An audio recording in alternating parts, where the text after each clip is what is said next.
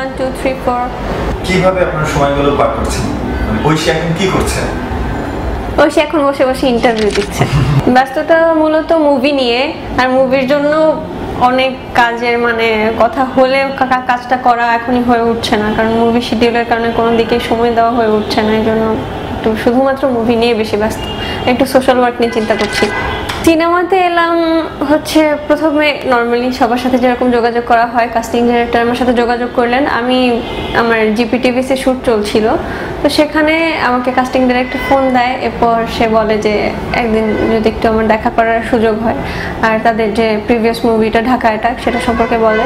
তো ঢাকা অ্যাটাক সম্পর্কে আমি আগে থেকে জানতাম, আর তারপর আগ্রহ নিয়েই যাই দেখা করতে। তবে অতটাও সিরিয়াস ছিলাম না ফার্স্টে যে আমার এটাই হয়ে যাবে, কারণ আমি ভালো কিছুর জন্য ওয়েট করছিলাম। আমি শিওরও ছিলাম না যে এটা ভালো কিছু আমার জন্য আসতে যাচ্ছে কিনা। তো সানি ভাইয়ের অফিসে যাওয়া, এরপর তাদের সাথে এক কথায় দু কথায় মানে ভালো লাগে আমার স্ক্রিপ্টটা। এরপরে ভাইয়া বলেন যে পরে একদিন আমার সাথে যোগাযোগ করবেন। তো পরে একদিন ভাইয়া ফোন দিয়ে আরেকবার একটু বললেন যে ঐশী তোমার সময় হলে একটু দেখা করো, আমরা এটা নিয়ে আরেকবার একটু বসি। তো বসার পর ভাইয়া বললেন যে ঐশী আমরা পজিটিভলি ভাবছি, লেটস সিট ফর ইট। তারপরে আমার স্ক্রিপ্ট এবং পুরো ব্যাপারটা নিয়ে আমরা বসলাম, কথা বললাম। আমার ভীষণ ভালো লাগলো, সব মিলিয়ে আমার এটাকে একটা লুফে নেওয়ার মতন সুযোগ মনে হলো। তাই ফাইনালি এখন আমি মিশন এক্সট্রিমে। আলহামদুলিল্লাহ, যাদের সাথে কাজ করেছি অভিজ্ঞতা খুবই ভালো, কারণ প্রত্যেকটা আর্টিস্ট এত গুণী, এখানে এত গুণী গুণী অভিনেতা অভিনেত্রীরা রয়েছেন। তার মধ্যে সানি ভাইয়ের মতন ভালো একজন মানুষ এবং একজন ভালো প্রযোজক ডিরেক্টর যাই বলি না কেন, ফয়সাল আহমেদ ভাইয়া তিনিও ভালো কাজ করছেন। এবং এছাড়া আমাদের in front of camera, behind the scene যারা যারা রয়েছেন প্রত্যেকেই মানে এত সাপোর্টিভ, আর খুব ভালো কাজটা চলছে। আর যেহেতু আমি নতুন, আমার অনেক কিছু শেখার বোঝার আছে, তো সেক্ষেত্রে আমি সবার সাপোর্ট পাচ্ছি। স্পেশালি আমার কো-আর্টিস্ট শুভ ভাইয়ের কথা বলবো, আমি ওনাকে কো-আর্টিস্ট হিসেবে পেয়ে খুবই খুশি। সব মিলিয়ে খুবই ভালো অভিজ্ঞতা। আমি কোথায় বলেছি যে আমি আমার প্রথম সিনেমা শাকিব খানের সাথে করতে চাই? আমি আদৌ কোথাও বলিনি যে আমি আমার প্রথম সিনেমা শাকিব খানের সাথে করতে চাই। এটা আসলে একটা কথা কিভাবে যেন ঘুরতে ঘুরতে বিভিন্ন কথায় রূপান্তরিত হয়ে যায়, তার ব্যাপারটা সেরকম হয়েছে যে আমার মুখ থেকে না কথা ঘুরিয়ে পেঁচিয়ে আদায় করা হয়েছে যে আমি আমার প্রথম সিনেমা শাকিব খানের সাথে করতে চাই। যদিও আদৌ আমি কোথাও বলিনি যে আমি প্রথম সিনেমা তার সাথে করতে চাই। আমাকে যখন জিজ্ঞেস করা হয়েছে আমার সব থেকে পছন্দের অভিনেতাকে বাংলাদেশে, তো আমি বলেছি যে বাংলাদেশের right now number 1 Shakib Khan, কারণ ওনার বিকল্প নাই আমাদের ইন্ডাস্ট্রিতে। আর বাংলা সিনেমার যে অসময়টা ছিল, দুঃসময়টার সময় উনি আমাদের পাশে ছিলেন, এই ইন্ডাস্ট্রির পাশে ছিলেন, তো সেদিক থেকে উনি নাম্বার 1 অবশ্যই। তো আমি বলেছি আমার পছন্দের অভিনেতা তিনি। আর যদি আমাকে বলা হয়েছে যদি সুযোগ পাই আমি কি তার সাথে সিনেমা করব কি না, আমি বলেছি অবশ্যই করব, যদি সুযোগ পাই কেন করব না। আর কখনো কখনো অপশন দেওয়া হয়েছে যে এই নায়ক এবং এই নায়ক, যেমন দুজন নায়কের মধ্যে চয়েস দেওয়া হয়েছে যে তুমি এই দুজনের মধ্যে কার সাথে করতে চাও। তো আমি এইভাবে বলেছি যে I will prefer number 1 as number 1 is Shakib Khan. তো আমি কখনো বলিনি যে আমি আমার প্রথম সিনেমাটা শাকিব খানের সাথে করতে চাই। আমি বলেছি কখনো সুযোগ পেলে আমি শাকিব খানের সাথে অভিনয় করব অবশ্যই, সেটা যে কোনো ভালো অভিনেতার সাথে। নিজেকে নিজের জায়গা থেকে মেলে ধরার সুযোগ আমি মনে করি যথেষ্ট আছে এই সিনেমাতে, কারণ প্রত্যেকটা ক্যারেক্টারের একটা আলাদা সৌন্দর্য আছে। প্রত্যেকটা ক্যারেক্টারের জায়গা থেকে নিজেকে ফুটিয়ে তুলবে। তো সেখানে আমি এটা মনে করি না যে মূল ফোকাসটা নায়কের দিকে থাকে, কারণ কেন নায়িকা নির্ভর অ্যাকশন ফিল্ম কি নেই? আর নায়িকা নির্ভর অ্যাকশন ফিল্ম যেগুলো না হয় সেক্ষেত্রে আমি বলবো যে পুরো মুভিটা অ্যাকশন নির্ভর যে সিনেমাগুলো হয় সাধারণত, যে অ্যাকশন রিলেটেড সিনগুলো বেশি থাকার ফলে মানুষ মানে ওটা দেখতে দেখতে খানিকটা বোরও হয়ে যায় বলা যায়। তো পুরো মুভিতে শুধু অ্যাকশন এবং অ্যাকশন থাকলে তো সেই মুভিটা যথাযথভাবে মানুষকে এন্টারটেইন করতে পারে কিনা আমি জানি না। সেক্ষেত্রে আমি বলতে চাই অ্যাকশন নির্ভর একটা মুভি যদি পুরোটা যদি হয় মরুভূমি, তার মাঝখানে যদি নায়িকার একটা খুব কাম অ্যান্ড কোয়াইট একটা ক্যারেক্টার থাকে, সেটা একটা ঝর্ণার মতন মরুভূমির মাঝখানে। তবে আমার মুভিতে যে আমি আকর্ষণ নই এটা বা অ্যাকশনটা কে করবে এখন পর্যন্ত, তো সেটা হলে গিয়ে দেখতে হবে। সামনে এখন পর্যন্ত কারোর সাথে বসা হয়নি, সিনেমা নিয়ে অনেকগুলোর কথা চলছে, তবে মিশন এক্সট্রিম চলাকালীন আমি অন্য কোনো মুভি দেখে কনসেন্ট্রেট করতে চাচ্ছি না, যেহেতু আমার প্রথম কাজ, আমি এটাতে কনসেন্ট্রেট করতে চাচ্ছি আর মিস আপ করতে চাচ্ছি না, কোনো নাটকের সাথে যুক্ত হওয়া হবে না। এরকম বিধিনিষেধ মিশন এক্সট্রিম টিমের নেই যে আমি এখানে ওখানে কাজ করতে পারবো না। তাদের এই সিনেমা চলাকালীন আমার কিছু তাদের ভালোর জন্য, আমার ভালোর জন্য কিছু শর্তাবলী বা আমাকে কিছু পরামর্শ বলা যায় এরকম দেওয়া রয়েছে, যে এগুলো করলে মুভির জন্য ভালো, আমার জন্য ভালো। আর স্পেশালি হচ্ছে মুভিটার সাথে যতটুকু, আমি কোথাও কাজ করতে পারবো না এরকম কোনো বিধিনিষেধ নেই। অভিজ্ঞতা যতটুকু হয়েছে আলহামদুলিল্লাহ ভালো, কারণ আমার পারফরমেন্স খুবই খারাপ ছিল, কিন্তু আমার প্রথম কাজ বলে আমার ভক্তরা আমাকে ক্ষমা করে দিয়েছে, সো আমি তাদের কাছে অনেক কৃতজ্ঞ। এটাই, এদিক থেকে অভিজ্ঞতা ভালো যে সবাই আমাকে ক্ষমা করে দিয়েছে। ক্ষমা যদি সবাই না করতো তাহলে অভিজ্ঞতাটা খারাপ হতো। আমার ভক্তদের কাছে আমি সবসময় ভীষণ কৃতজ্ঞ, কারণ এত সাপোর্ট করে সবাই আমাকে, এত ভালোবাসে। মানে আমি মন খারাপ থাকলে না, আমি মানে মাঝে মধ্যে তাদের কমেন্টগুলো পড়ি, মনটাই ভালো হয়ে যায় আসলে। আর তাদের সব থেকে যে কথাটা আমার বেশি ভালো লাগে যে ঐশী তুমি চিন্তা করো না, কাজ করে যাও, শুভকামনা ভবিষ্যতের জন্য, আমরা তোমার পাশে আছি। তো এই কথাটার যে মূল্য আমার কাছে, এটা আসলে বলে বোঝানোর মতো নয়। তো সেদিক থেকে ভক্তদের কাছে আমি সবসময় অনেক কৃতজ্ঞ।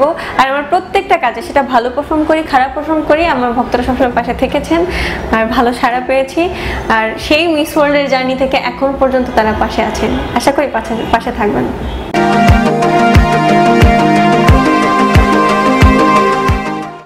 সিনেমার জন্য বিভিন্নভাবে সাজাতে হয় নায়িকাদের নিজেকে, ঠিক আছে, তবে কোন ক্যারেক্টার সেটা অনুযায়ী সাজাতে হয়। আমি আমার ক্যারেক্টার অনুযায়ী আমাকে সাজাচ্ছি, আর ক্যারেক্টারটা যা যা ডিমান্ড করে নিজেকে সেভাবে সাজানোর চেষ্টা করছি। সেক্ষেত্রে এটার জন্য যে প্রস্তুতি নেওয়ার দরকার সেগুলো নিচ্ছি।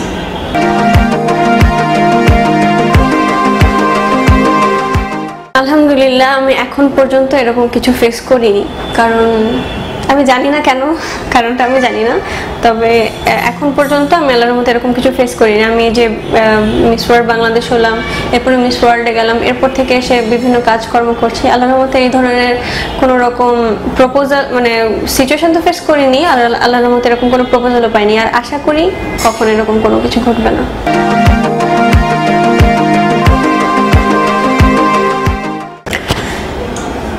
মিডিয়াতে আমার কাছের মানুষ অনেকে আসলে আমি যে মিস ওয়ার্ল্ড বাংলাদেশে আসার পর থেকে এবং মিস ওয়ার্ল্ড থেকে ফেরার পর এখন পর্যন্ত অনেক কাজ করছি, প্রত্যেকটা স্টেপে কিছু কিছু মানুষের এত সাপোর্ট ভালোবাসা পেয়েছি। আর মিডিয়াতে আসার পর অনেকে আমাকে এত সুন্দর করে ওয়েলকাম করেছে, আর সবাই মেন্টালি এত সাপোর্ট দিচ্ছে এবং আমাকে সব সময় গাইড করার চেষ্টা করছে, এবং আমি মানে যেরকম সেভাবে আমাকে অ্যাপ্রিসিয়েট করছে। তো আমি এখানে প্রত্যেকের কাছে কৃতজ্ঞ, অনেক কাছের মানুষ তৈরি হয়ে গেছে ইতিমধ্যে আমার মিডিয়াতে। সো একজনের কথা পার্টিকুলারলি আমি ঠিক বলতে পারবো না, অনেকেই আছে আমার মিডিয়াতে কাছের মানুষ।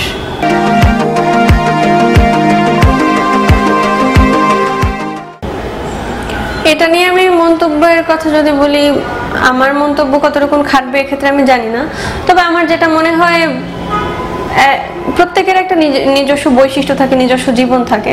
অনেকে বলে যে ছেলে মেয়েগুলো এসে হারিয়ে যায়, অনেকে দায়ী করে তাদের ব্যক্তিগত জীবনকে, কিন্তু কেন? একজন আর্টিস্ট কি একজন মানুষ না?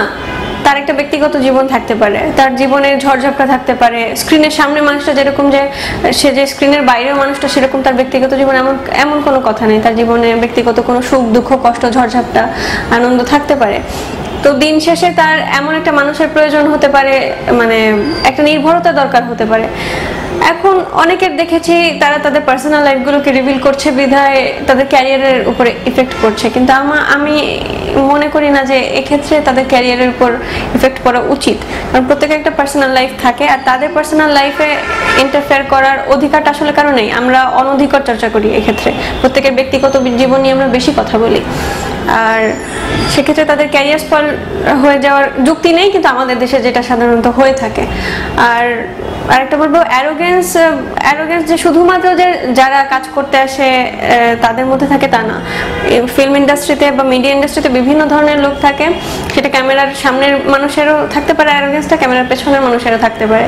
তো হারিয়ে যাওয়ার জন্য শুধুমাত্র যে ছেলেমেয়েরা দায়ী আমি তা বলবো না, কারণ আমি যেটা দেখি পার্শ্ববর্তী দেশে কোন রকম একজনের মধ্যে কিছু খুঁজে পেলে, কেউ যদি কিছু সামান্য কিছু একটু করে, মানে তাকে তুলে দেওয়ার জন্য 100টা মানুষ যেভাবে চেষ্টা করে, আমাদের দেশে আমি বেশিরভাগ সময় দেখেছি, যেটা আমি যতটুকু এক্সপিরিয়েন্স করেছি সেখান থেকেও দেখেছি, যে মানুষ সবকিছুকে পার্সোনাল ইস্যু হিসেবে নিয়ে নেয় আর হচ্ছে সেদিক থেকে আরেকজনকে দমানোর চেষ্টা করে। এটাই। সো সবসময় আমি ছেলে মেয়েদের দোষ আমি তা বলবো না, উভয় পক্ষেরই আছে।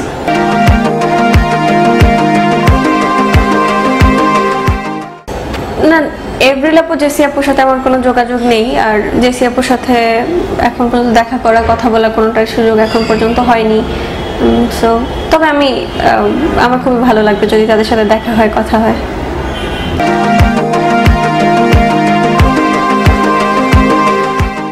কন্ট্রাক্ট কিছু একটা ছিল, আর তবে 70% এটা ভুল বলবো। তারা যদি বলে থাকে যে 70%, তাহলে মানে আমার ক্ষেত্রে 70% না, তাদের কাছে কি হয়েছে আমি জানি না। আর ইনকামের কত পার্সেন্ট তাদেরকে দিতে হচ্ছে? কত পার্সেন্ট এটা আমি সরাসরি না বলি, তবে যত পার্সেন্টই হোক না কেন আমি তাদেরকে দিচ্ছি না। এভরিল আপু জেসি আপুর ক্ষেত্রে ব্যাপারটা কি ছিল আমি ঠিক জানি না, তার কত পার্সেন্ট তাদের দলিলে লেখা ছিল বা কি। আমার ক্ষেত্রে 70% নয়, আরো কম, তবে আমার তাদেরকে এটা দিতে হচ্ছে না। তারা দিয়ে দিচ্ছে, তারা এরকম কথাও মনে হয় বলেনি, বলেছিল যে এরকম একটা কন্ট্রাক্ট ছিল যেখানে বলা হয়েছিল যে তাদের এটা দিতে হতে পারে, বা তবে তারা মেবি এটা বলেনি যে অন্তঃসবিজ তাদের থেকে 70% নিয়ে নিচ্ছে, বা অন্তঃসবিজও এটা মেবি ক্লিয়ার করেছে যে তারা কারো কাছ থেকে টাকা আসলে নিচ্ছে না।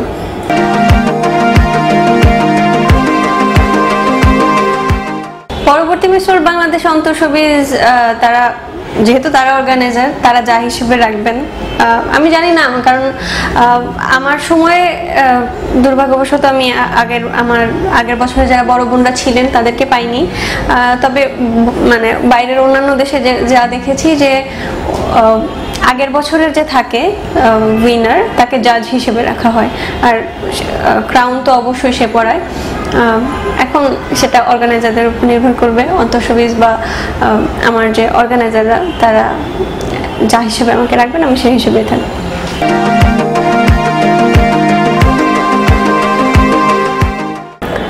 আমার মা যেহেতু কর্মজীবী, সো মায়ের খুব একটা সময় হয় না, মানে আম্মু সময় পেলে আমার সাথে থাকেন, তো রোজ তো আমার পক্ষে সম্ভব হয় না, কখনো একা থাকি, কখনো ফ্যামিলির অন্য মেম্বার থাকে, কখনো আম্মু থাকে, কখনো সাথে সাথে ম্যানেজার।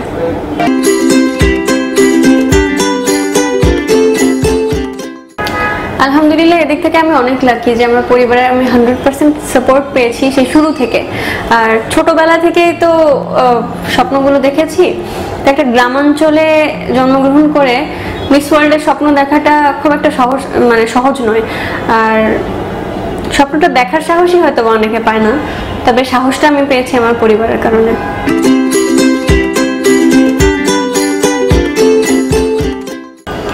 ফার্স্ট অফ অল আমি অনেক লাকি মনে করি নিজেকে যে মিস বাংলাদেশ সম্পর্কে ধারণাটা আমি অনেকের খানিকটা বদলে দিতে পেরেছি, আর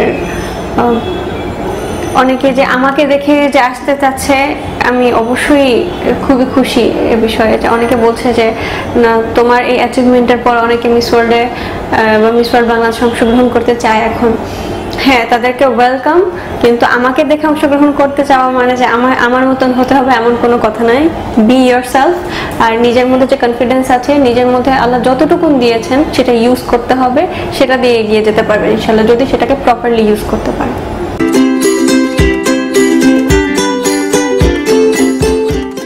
মিডিয়াতে আসার পর বা মিস ওয়ার্ল্ড বাংলাদেশ হওয়ার সুবাদে যে প্রপোজাল পাচ্ছি সেটা বলবো না। একটা মেয়ে যখন ছোটবেলা থেকে বড় হতে থাকে, এটা প্রত্যেকটা মেয়ে প্রপোজাল গুলো পায় আর প্রত্যেকের এসব ফেস করতে হয়। আমি সেইভাবে নর্মালি করি, আর ভবিষ্যতে করবো কিনা জানি না, এটাই। আর সেটা মিডিয়ার বাইরের মানুষ হোক, মিডিয়ার মানুষ হোক, সেটা বড় কথা নয়, মানুষের কাছ থেকে পাই।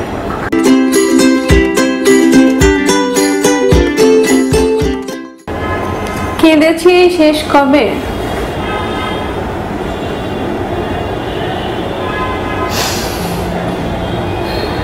শেষ কবে কেঁদেছি মনে পড়ছে না, কারণ আমি একটু ছিচকাঁদুনে টাইপের আর অনেক ইমোশনাল। সেটা নিজে কষ্ট পেয়ে কাঁদি, কখনো কখনো অন্যের কষ্ট দেখে কাঁদি। তো আমি শেষ কবে কেঁদেছি আমি জানি না। এমনকি কখনো কখনো এরকম হয় যে ভক্তদের কমেন্টগুলো পড়ে খুশিতেও কান্না করি। তো এরকম কান্না মাঝে মধ্যেই করি। তো কবে ঠিক কেঁদেছি শেষ মনে নেই।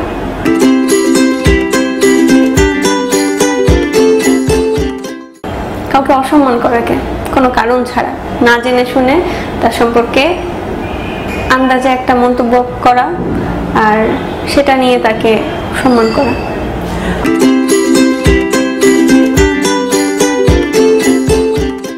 আমি প্রথম ক্লাস খেয়েছি ক্লাস 4-এ না যেন 5-এ থাকতে, দেব, টলিউডের নায়ক।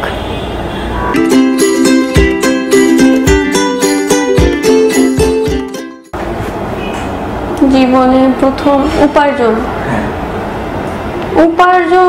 তো খুব কয়েকদিন হলো শুরু করেছি। জীবনের প্রথম উপার্জন কত থেকে আমার খেয়াল নেই, কারণ মানে নিজে উপার্জন করা শুরু করছেন কবে থেকে? আমি এই যে অবশ্যই মিস ওয়ার্ল্ড বাংলাদেশ হওয়ার পর থেকে।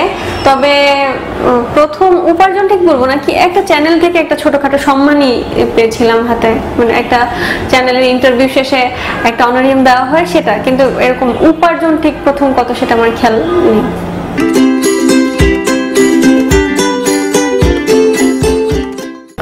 ভবিষ্যতে একজন ভালো মানুষ হিসেবে আমি আরো সামনের দিকে এগিয়ে যেতে চাই, অনেক কিছু শিখতে চাই।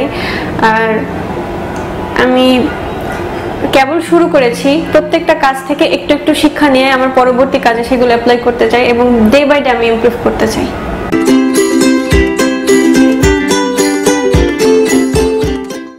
ফ্যান ফলোয়ার দর্শকদের উদ্দেশ্যে যেটা বলবো, আমি আপনাদের কাছে অনেক অনেক অনেক অনেক অনেক কৃতজ্ঞ। কারণ শুধুমাত্র সেই মিস ওয়ার্ল্ডে যখন ছিলাম তখন শুধুমাত্র যে আপনারা তখন ছিলেন তা নয়, এখন পর্যন্ত আপনারা এমনভাবে আমার পাশে আছেন। সেই মিস ওয়ার্ল্ডে যখন গেলাম তখন আমার ভোটিং থেকে শুরু করে প্রত্যেকটা বিষয়ে আপনারা এত স্বতঃস্ফূর্তভাবে অংশগ্রহণ করেছেন আর এখন পর্যন্ত এত সাপোর্ট করে যাচ্ছেন আমাকে। আমি আপনাদের কাছে অনেক অনেক কৃতজ্ঞ। আপনারা আমার জন্য দোয়া করবেন যেন আমি আরো ভালো করতে পারি। আমার কাছ থেকে আপনাদের যেসব এক্সপেকটেশন রয়েছে সেই আশাগুলো যেন আমি পূরণ করতে পারি। আর আপনাদের জন্য অনেক অনেক দোয়া ও ভালোবাসা।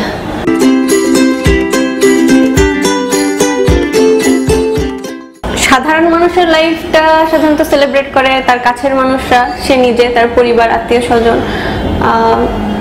কিন্তু একজন সেলিব্রিটির লাইফটা সেলিব্রেট করে একটু বড় পরিসরে আর অনেক মানুষ, সেটা সারা দেশবাসী হতে পারে, সারা পৃথিবীব্যাপী হতে পারে, এটাই পার্থক্য। আর একজন সেলিব্রিটিকে একটু বেশি সংখ্যক মানুষ চেনেন আর সেক্ষেত্রে তাদের কিছু বিশেষ দায়িত্ব থাকে, বিশেষ কিছু রেস্ট্রিকশনও থাকে বলা যায় কখনো কখনো, এটাই। এছাড়া তেমন কোনো পার্থক্য আমি দেখি না, উভয় রক্ত মাংসের মানুষ।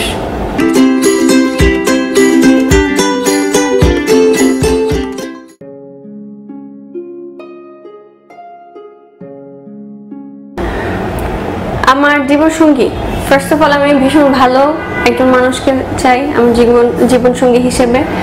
সে যেন আমাকে, আমার পরিবারকে এবং প্রত্যেকটা মানুষকে সম্মান করতে জানে আর অবশ্যই আমাকে অনেক ভালোবাসবে, সম্মান করবে, কেয়ারিং হবে।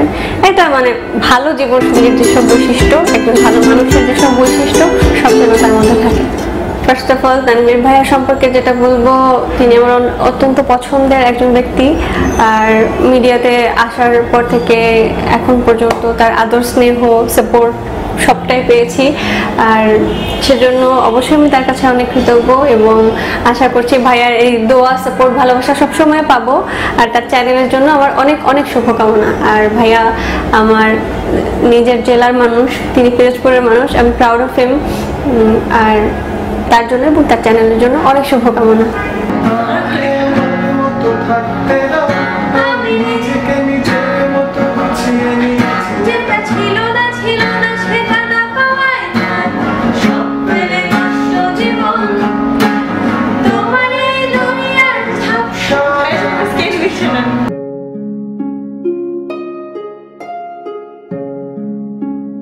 ঐশী এখন কি করছে? যেদিন থেকে শুকিয়ে চলে যাব আমি ডিপ্রেশনে পড়ে যাব।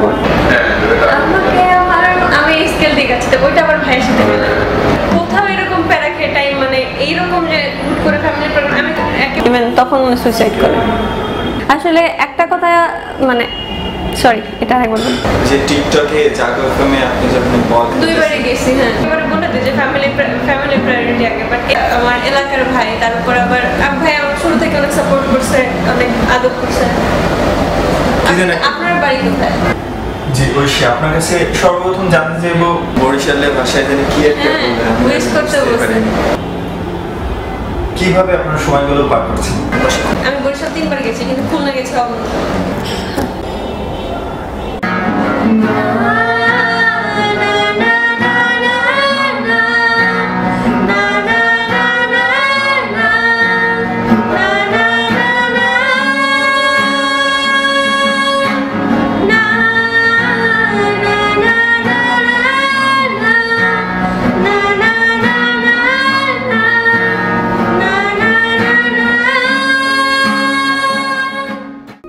প্রিয় দর্শক, আমার এই ভিডিওটি যদি আপনার কাছে এতটুকু ভালো লেগে থাকে সেই সম্পর্কে মতামত জানান, বেল বাটনে প্রেস দিয়ে সংযুক্ত থাকুন এবং আপনি নিজে সাবস্ক্রাইব করুন, শেয়ার করে ভিডিওটি ছড়িয়ে দিন আপনার বন্ধুদের মাঝে।